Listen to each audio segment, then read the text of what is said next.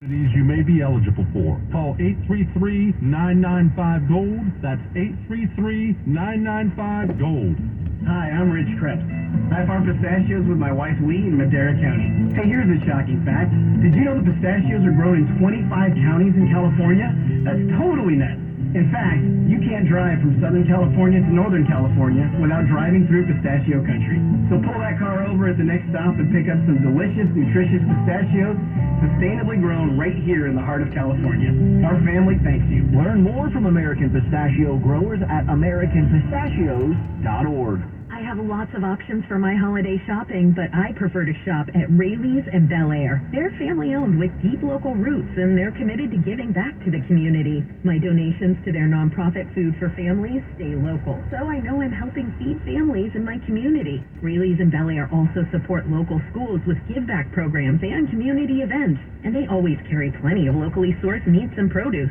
Supporting my community is important to me, so I'm shopping at my neighborhood Rayleigh's and Bel Air. KFBK, Sacramento, KFBK FM, all kinds of news, traffic, and weather. KFBK, Sacramento's News Radio, 93.1 FM, 15:30 a.m. From ABC News, I'm Dave Packard. The Biden administration is warning TikTok to splinter off from its Chinese parent company or else face a ban in the U.S. This certainly marks a major escalation. The Biden administration warning TikTok that it could be banned in the U.S. if its Chinese parent company doesn't sell its stake in the U.S. app. The White House has been growing increasingly concerned about the security of America's data on the wildly popular app. The fear is that the Chinese could impact what videos Americans see to try and gain political influence or even spy. ABC News senior White House correspondent Barry Bruce. Treasury Secretary Janet Yellen testifying today in front of a Senate committee hearing about the safety of the American banking system. She explained why FDIC insurance and the government fully reimbursed depositors at failed Silicon Valley Bank and Signature Bank. On Monday morning, customers were able to access all of the money in their deposit accounts so they could make payroll and pay the bills. Shareholders and debt holders are not being protected by the government. Yellen saying no taxpayer money was used. Meanwhile, another U.S. bank may be in trouble. First Republic stock has been beaten down badly since the collapse of SVB. The stock is down more than 90% this month alone. I'm looking right now. The stock is off about 33%. And also S&P Global and Fitch, which are two ratings agencies, actually downgraded the debt at First Republic to junk status. ABC's Alexis Christoforous. The Pentagon has released footage of what it says is a Russian fighter jet colliding with a U.S. drone after attempting to spray it with jet fuel in international airspace over the Black Sea. Russia now racing to recover wreckage from that drone. ABC News Chief Global Affairs anchor Martha Raddick. The drone operators did have some control over the drone even after the collision, and they were able to remotely scrub the sensitive material. And even if the Russians recover a good portion of it, it will be inoperable. You're listening to ABC News. California's capital city, KFBK News Radio. Update. At 10:02, I'm Jordan Christmas with your top stories on KFBK News Radio. A person has been detained and some roads have reopened after an investigation into suspicious circumstances in downtown Sacramento early this morning. Sacramento police were helping federal officials in the area of I and 6th Street. No other details were released. 5th Street between H and I Streets will remain closed. The Kings' 4-game road trip is off to a nice start. Daniel Martindale has more. The Kings knocked off the Chicago Bulls 117-114 in dramatic fashion on Wednesday night. De'Aaron Fox didn't want to go to overtime. He sank a game-winning three with 0.7 seconds left on the clock. Fox scored 32 points and hit 4 3-pointers, including that buzzer beater. Domantas Sabonis also had another triple-double, his 11th of the season and second straight. The Kings are now 14 games above 500. They're inching closer to both their first winning record and playoff appearance since the 2005-2006 season. Daniel Martindale, KFBK, Sacramento's News Radio. And Governor Gavin Newsom's promise to create a tax that would give money back to customers for high gas prices may get delayed. The governor vowed to make a windfall profits tax to hold oil companies accountable for high gas prices. State officials said yesterday that matter will be handed off to a watchdog group that has not been formed yet. Time now for traffic and weather together. Here's Roy Lamella. This report's sponsored by Amtrak. Had an earlier accident northbound 99 right before 12th Avenue. Was blocked in the middle lane, so looks like it's been cleared off the roadway. However, traffic still remains solid all the way down towards Florin Road. Once you get past that, no delays up towards 50. Speaking of 50, also had an earlier accident westbound 50 right before 65th Street. It looks like they've cleared that off the roadway, but there's a little stop and go from Howe Avenue. On Amtrak, you can give your family and your wallet a spring break. That's because more kids ages 2 to 12 are right for 50% off. Not only will you get a sweet vacay, you'll save money too. Look at Amtrak.com. Restrictions apply. Traffic on the 10s every 10 minutes, mornings and afternoons. Roy Lamella, KPK News Radio, 93.1 FM, 1530 AM. Currently 51 degrees in the Sacramento area. In Placerville, it's 50 degrees, and in Auburn, it's 46 degrees.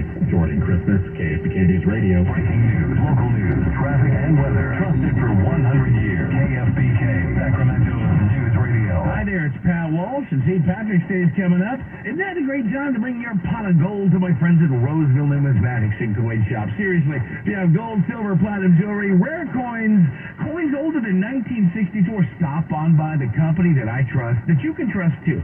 Roseville Numismatics and Coin Shop, 898 Douglas Boulevard in Roseville. They'll give you a free appraisal. You might walk out with a nice check. Please don't forget to tell them Patrick sent you. They are Roseville Numismatics and Coin Shop, 898 Douglas Boulevard, open 9 to 5 Monday to Friday, 10 to 3 on Saturdays. Sean Davis here, host and founder of SolarWise. One call to our solar brokerage, get you 4 to 5 different proposals from different companies, much more efficient. Learn this and much more every Saturday at 4 p.m. on KFBK. Eric was way behind on his taxes. I owe a lot of money to the IRS, almost $15,000. I tried to make payments. The IRS wasn't satisfied with Eric's efforts, so they came after him full force. They're coming to put a lien and a hold on all my income, my home, my car. I was just overwhelmed at what to do. Then Eric called Optima Tax Relief. When Optima Tax got involved, the calls would stop, the threats would stop. It was easy like 1, 2, 3. Optima Tax Relief is A+ rated by the Better Business Bureau, and their team of expert tax professionals took care of Eric's problem. I owe $15,000, and now my debt is clean. I don't owe anything. Take Eric's advice. If you have a tax problem, you need to call Optima Tax now. Call Optima Tax Relief for a free consultation. Call 800-375-2922. 800-375-2922. 800-375-2922. Optima Tax Relief. Some restrictions apply. For complete details, please visit OptimaTaxRelief.com.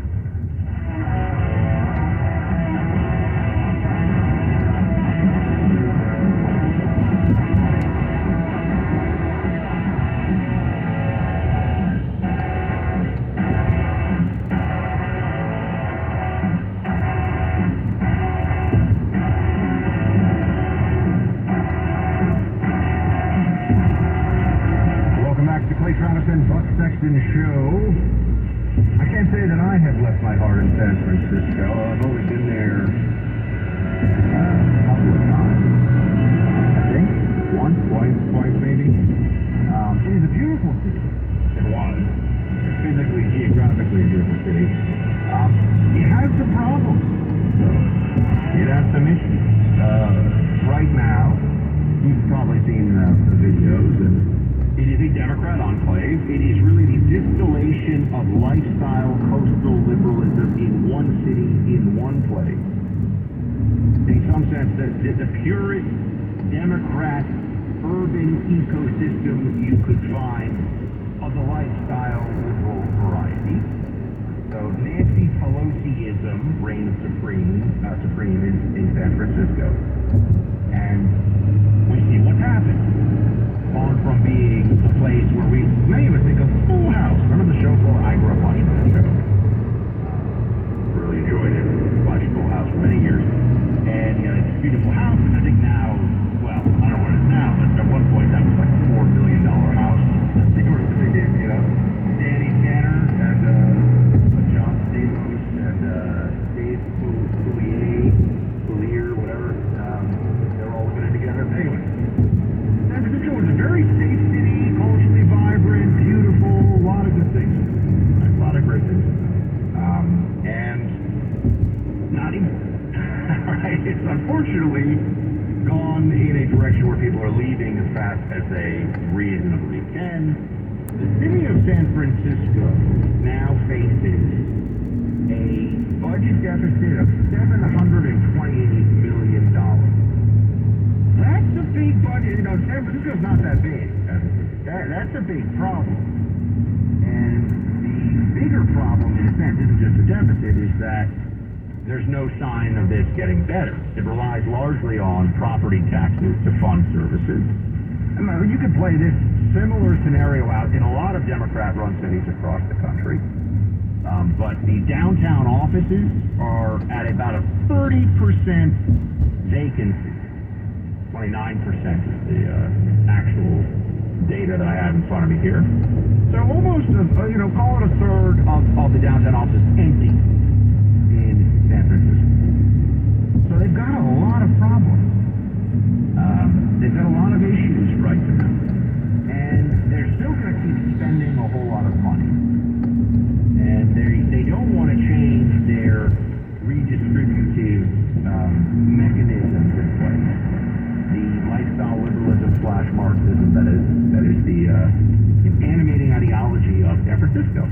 So I give you all of this background because I think it makes this even more fascinating and tells you more about the Democrat mindset in the left-wing stronghold. I think San Francisco is, for a city of over 500,000 people, I think it is the most Democrat city in the entire country, with the exception, it might be D.C. now. Which, think about that. I mean, D.C., our nation's capital, is, as a city, entirely Democrat. Which is why you see things like the recent crime bill that the city council passed.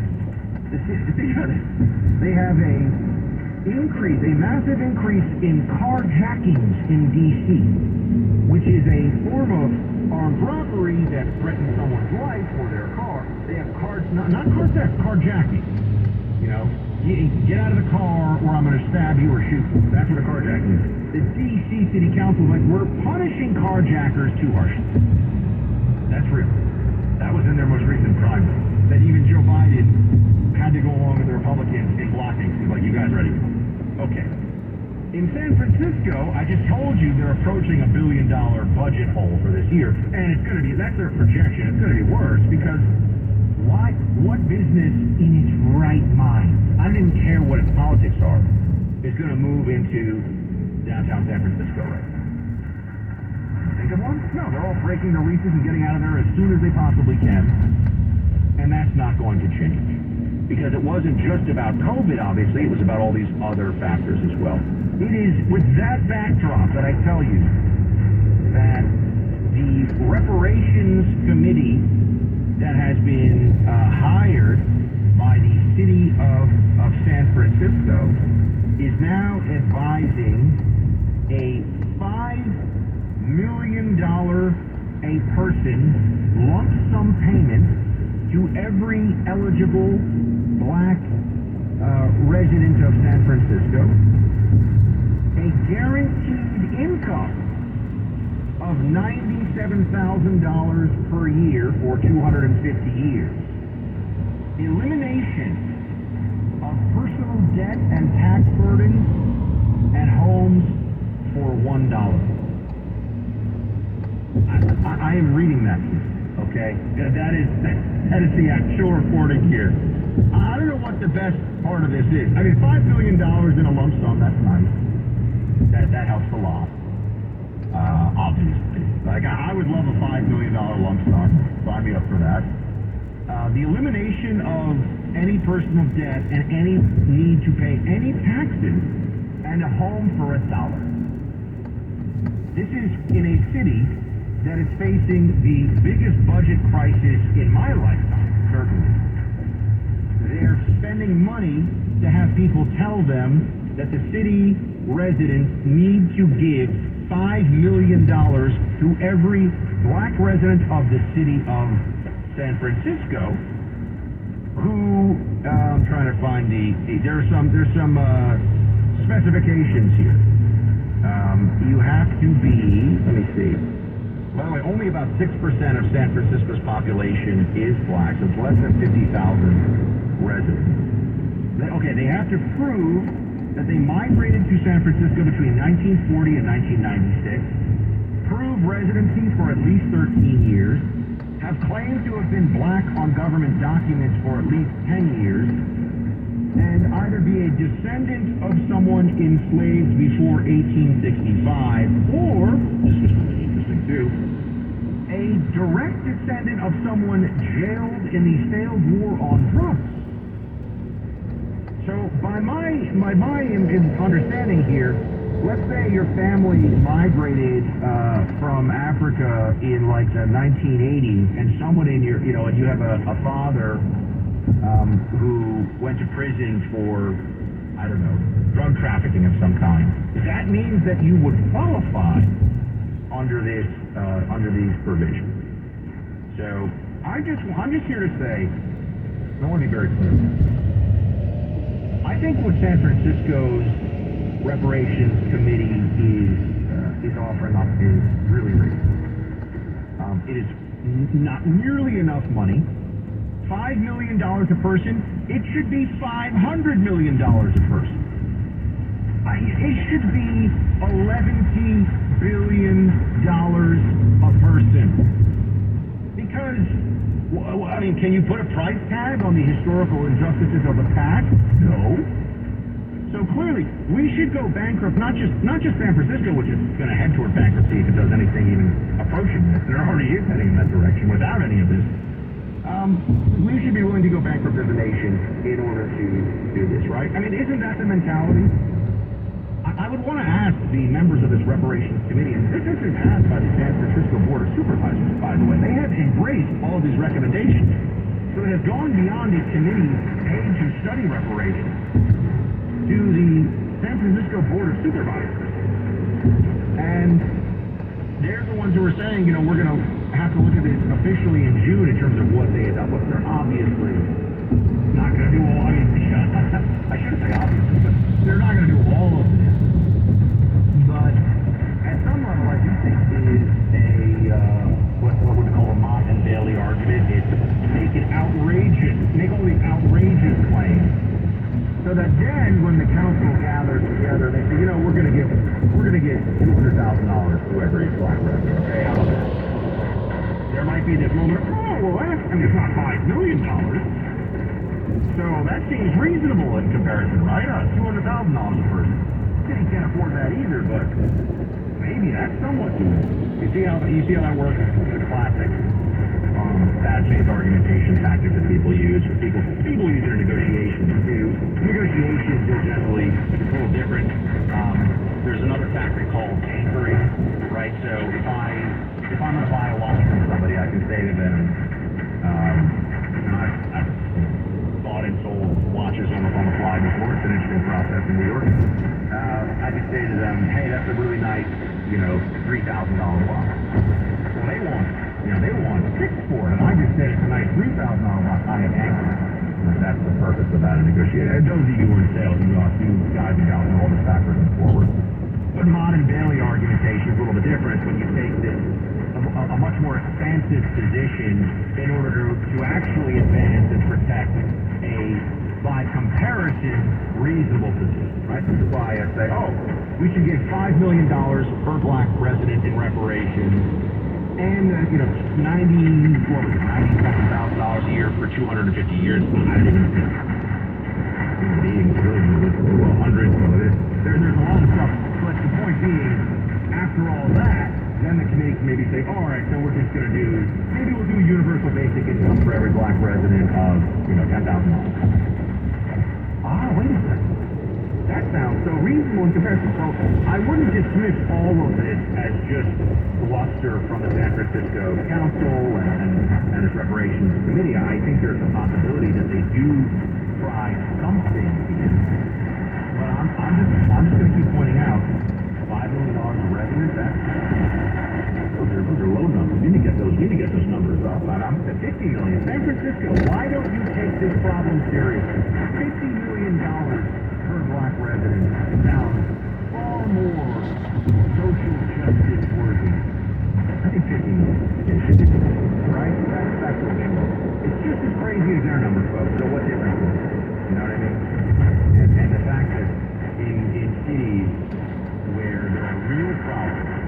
And this is the